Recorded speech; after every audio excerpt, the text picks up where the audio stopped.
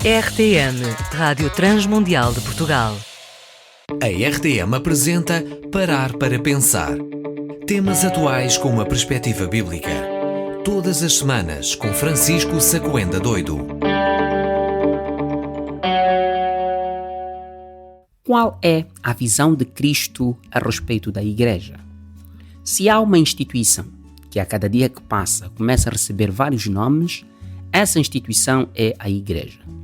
Hoje por hoje, as televisões, as rádios e sobretudo as redes sociais não se cansam de comunicar escândalos que envolvem um pastor, um outro dirigente que esteja envolvido diretamente com a liderança da Igreja.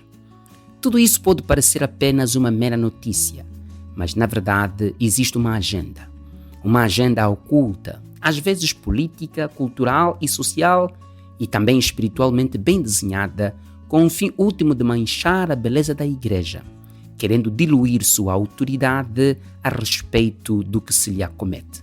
Hoje até nos falam na cara, digamos assim. Os pastores de hoje, as igrejas de hoje. Mas para lá de qualquer forma de responder a este tipo de insultos contra a Igreja, eu prefiro me deleitar numa porção, numa parcela da visão de Cristo a respeito da Igreja, que ele mesmo deixou escapar na sua conversa com os seus discípulos em Mateus capítulo 16, versículo 18, onde, ao responder o apóstolo Pedro, Jesus disse: "Também eu te digo, tu és Pedro, e sobre esta pedra edificarei a minha Igreja, e as portas do inferno não prevalecerão contra ela." Meu irmão, eu espero que você também tenha sentido a doçura, a força e a autoridade que estas palavras de Jesus possuem.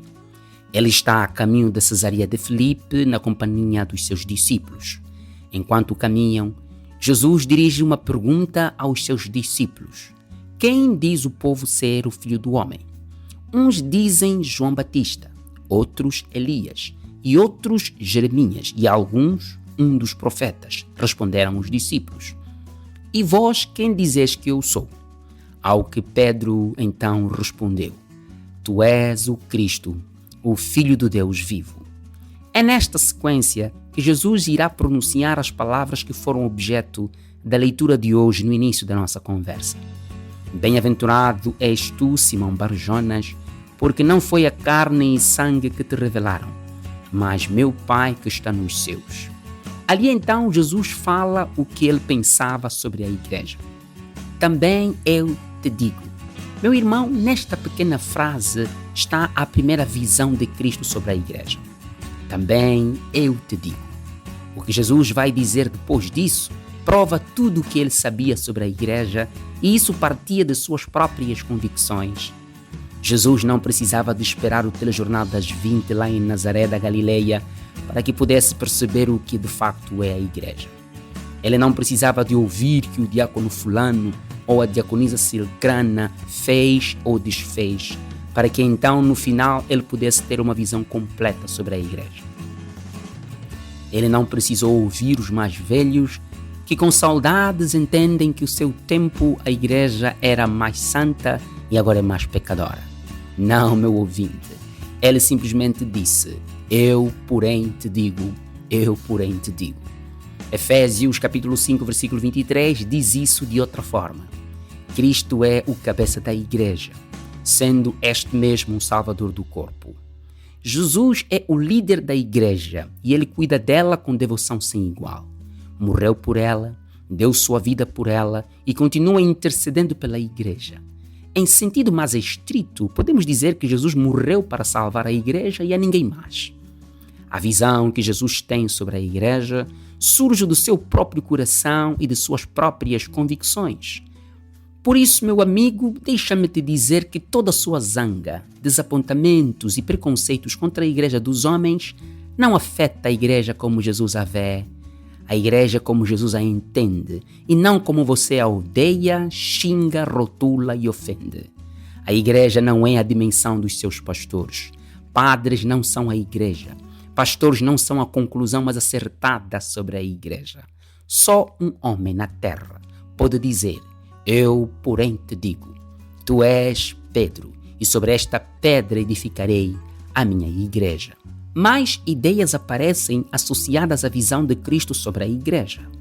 Jesus entendia uma igreja numericamente fértil e espiritualmente invencível. Quando Jesus diz a Pedro que ele seria a pedra da igreja, isso deve-se entender que Pedro está sendo a primeira de muitas pedras que viriam mais tarde. Pedro é a pedra por ordem numérica de colocação e não na ordem de sucessão. Pedro é a pedra em associação aos 12 e depois a todos os outros que viriam depois dele. Jesus nunca via a igreja como uma família infértil, cansada de si mesma. Ele mesmo orou em João 17:20. Não oro somente por estes, mas por aqueles que pela tua palavra hão de crer em mim. Oh, meu irmão, saia do conforto da sua casa e volte para a eclésia. Volte para o grupo daqueles que foram chamados para fora. Volte para a parte da visão de uma união invisível. Hoje você vive como um cidadão isolado e que evita os convívios por causa dos muitos conflitos que resultam da nossa convivência com os outros. Mas isto é sinal de covardia, evitar conviver com os outros só porque iremos enfrentar alguma forma de conflito. Jesus mesmo está edificando a sua igreja, e isso é gracioso. Thomas A. Kempis disse certa vez: como um ferro perde sua ferrugem e torna-se completamente branco e incandescente, assim aquele que se volta totalmente para Deus e se despe de toda preguiça é transformado em um homem novo. Você está ouvindo estas palavras a partir da Europa, a partir do seu confortável condomínio na cidade de Maputo, Luanda, ou talvez numa mansão na bela província de Icolo-Ibengo, em Angola. Acredite que muito do que você pensa sobre a igreja não passa de conclusões isoladas e erradas, fruto de um óculo com lentes repletas de subjetivismo, liberalismo, marxismo barato, materialismo fingido e capitalismo assassino. Mas dentro de ti há uma criatura que precisa de resolver seus problemas com Deus antes que a nuvem negra da morte bata a sua porta e você fique de fora da igreja triunfante. A parte da visão de Cristo sobre a igreja que se acha no meu texto é que muito mexeu com a minha fé surge quando Jesus afirma: as portas do inferno não prevalecerão contra ela. Assim como um míssil hipersônico projetado contra um cravo de rosa pode apenas extinguir a flor, mas não pode eliminar o sentido dela, assim como todo o ódio político de um mundo cada vez mais capitalista em sua economia e comunista em sua fé, nunca será capaz de aniquilar a sensibilidade da igreja. A igreja nunca vai morrer. A palavra que Cristo usa para a igreja significa uma assembleia, um grupo de pessoas tiradas de fora e trazidas para dentro. O Hades ou a morte nunca irá privar a igreja de crescer. Há um Cristo lutando por ela, morreu por ela e convoca os homens a entrar nela, antes que o grande e terrível dia do Senhor seja manifesto perante a face de todos os pecadores. E eu te garanto que você não será capaz de dizer uma só palavra feia contra Jesus, pois a sua língua arrogante de hoje será enrolada em forma de linguiça assada em chama de fogo. Pois o Cristo que você anda desprezando é o Senhor da igreja. Pense nisso. Venha viver feliz com Jesus. Fique com a bênção de Deus. Um abraço. Apresentamos Parar para Pensar, um programa semanal com Francisco Sacoenda Doido. Este conteúdo está disponível nas principais plataformas digitais. RTM. Conhece todos os nossos programas em rtmportugal.org. Uma produção da Rádio Transmundial de Portugal.